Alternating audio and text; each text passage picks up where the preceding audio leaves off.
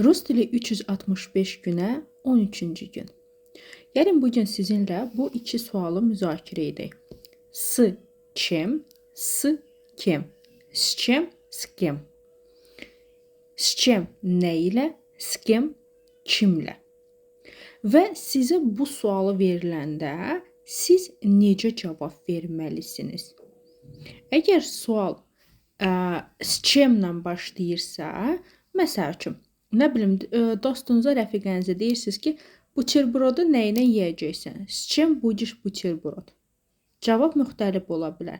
Nə bilim, с творогом, şorla, с колбасой, kolbasayla, с kotleтой, kotletlə və s. və ilaxır.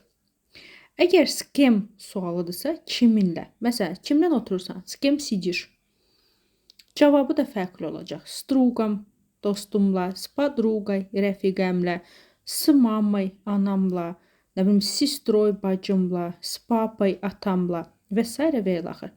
Yəni suallara fikir verin. Nə ilə başlayır, ona uyğun da cavabını deyə biləsiniz.